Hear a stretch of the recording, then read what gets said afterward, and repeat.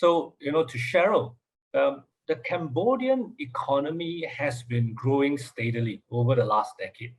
And with the government's push towards digital transformation and Industry 4.0, could you share with us whether incubators and accelerators in Cambodia have blossomed as well over this last few years? Cheryl, the floor is yours.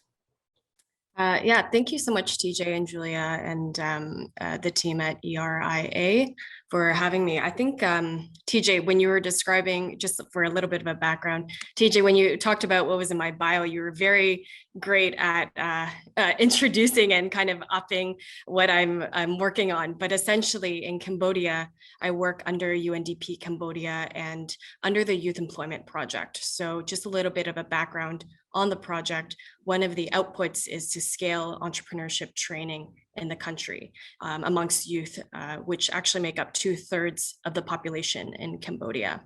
So actually, just to talk a little bit about the context. So I've only been here, I think, since the end of 2019. And since just in 2 years, almost 2 years, it's the ecosystem in terms of programs and activities have grown quite rapidly. And I think it just shows in terms of the GDP growth rate in the past steadily, it's been growing for about 7%.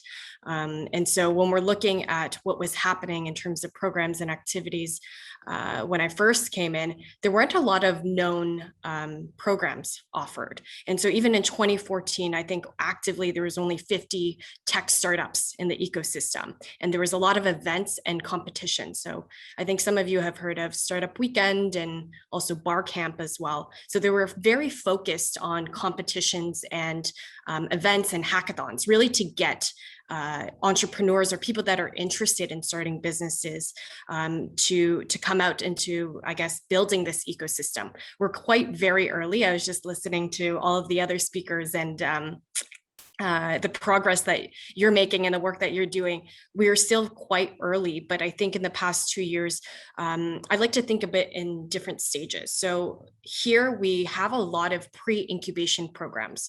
So a lot around ideation, a lot around building your MVP, building a business model, and really teaching the fundamentals of I guess, just understanding a little bit more about building your business model and projecting your cash flow to be ready to present in front of investors if that's even needed.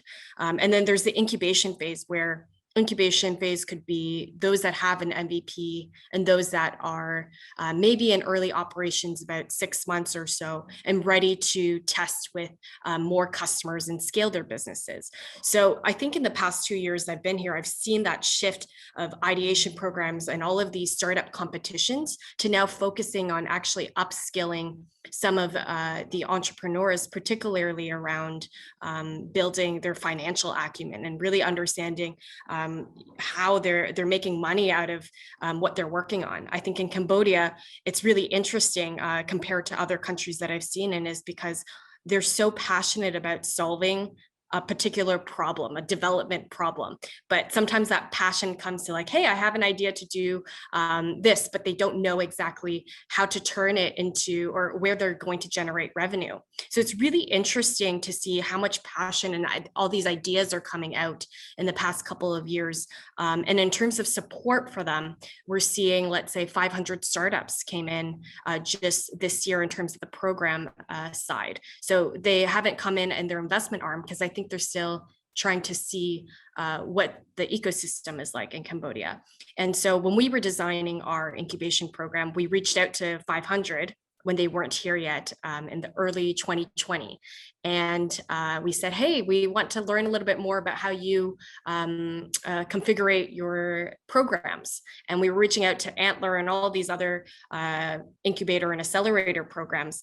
And they said, frankly, look, we're actually partnering with the same government agency as you, Khmer Enterprise, which actually just came out with an entrepreneurship development fund in 2019 and just launched and now is co-investing in partnerships with other stakeholders in the entrepreneurship ecosystem in 2020. So all of this is quite new in terms of the ministry getting involved with the entrepreneurship ecosystem.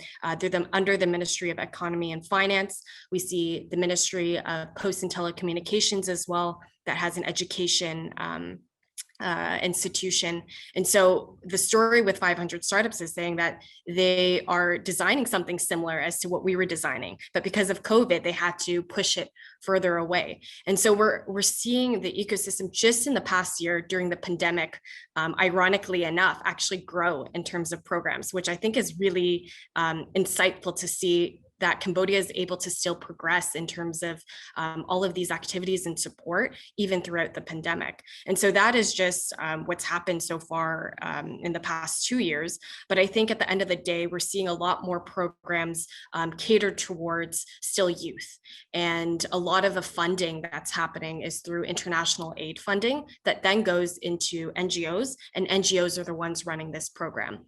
And what we're then seeing in the ecosystem stakeholders with other people is this controversy of, do NGOs actually, are we supposed to run these programs, or are people that are more experienced in the startup ecosystem as in academic institutions are supposed to be running these? And so it's a really great debate to have, because this is a great opportunity for that collaboration with NGOs, with the government, and with private sector organizations that have been running these types of programs.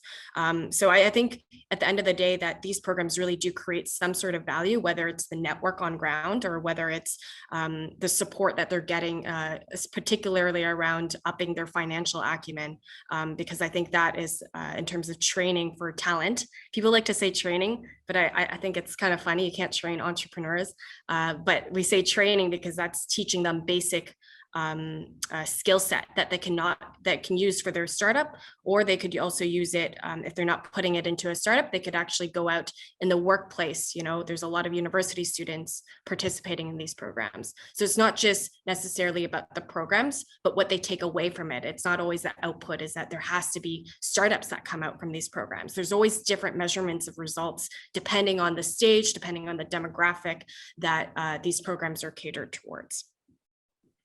Thank you, TJ. Thanks very much, Cheryl, for sharing. Definitely very interesting developments.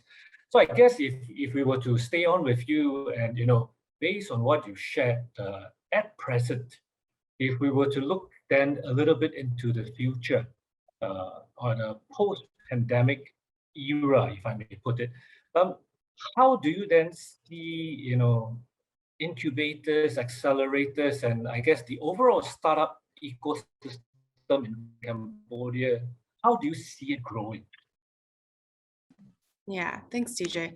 I think, so just to give you context actually on the pandemic, maybe the reason why we've come up with so many programs in 2020 is because our cases were quite low.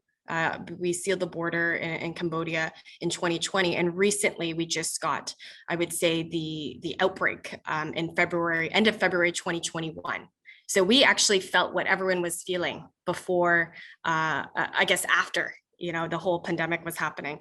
And so something that we've experienced and we're seeing with these startups is that they've now actually helped give opportunity to some of the consumer problems that are happening during the pandemic.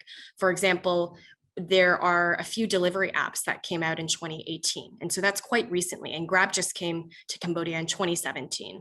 And so when we're looking at these delivery apps, when we were in lockdown, we weren't able to go outside. In some areas, it was a complete red zone. And in those red zones, they were only being able to be delivered rice with fish sauce, for example, which is a staple as Asian food.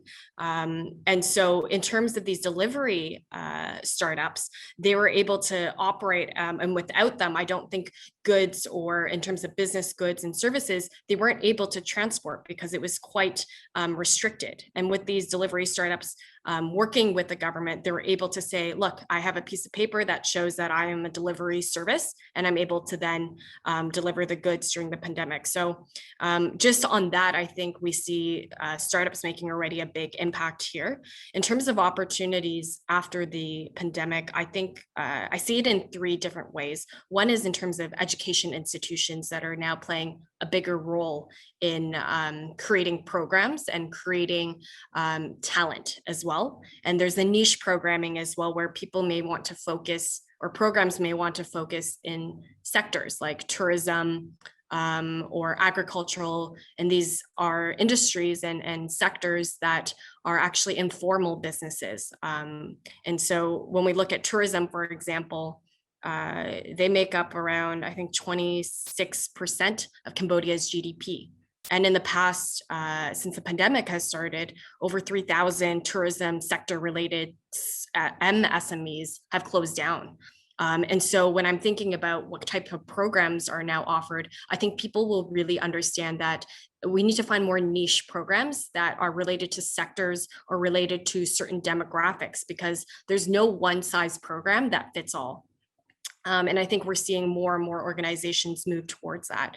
Education institutions, on the other hand, are developing talent, especially in the technology space. So whether they're engineers, whether they're developers, product developers, or UI UX designers, this is really missing in terms of, we have accelerator programs, for example, and some of the feedback I've gotten is that you get an expert that teaches the subject and tells them how to practicalize it using UX and UI, for example, but they don't have a specialist on their team that can then apply using that curriculum. So we're seeing sort of the gap in the tech talent here. And I think a lot of education institutions right now are trying to upskill on that or reskill on the current talent pool.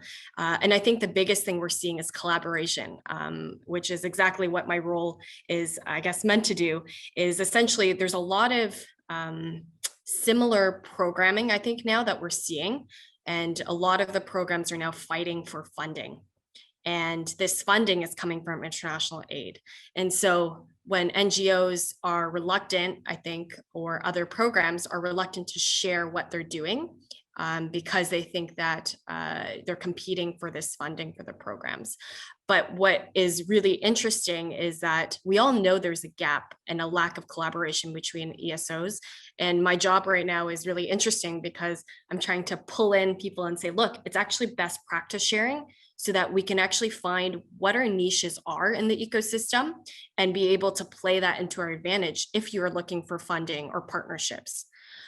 So I think on top of that, we're finding more regional interests that want to start programs or are a little bit more interested in Cambodia because, you know, the young demographics is growing. It's a majority of the population. And we'll see many of these young entrepreneurs that have gone through this programming after a couple of years, and they'll be looked up as mentors because right now we don't have many experienced entrepreneurs who have exited their companies or have raised Series A or further.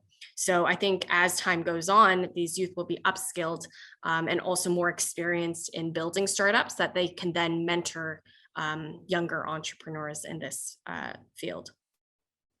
Thanks so much, Cheryl, for sharing.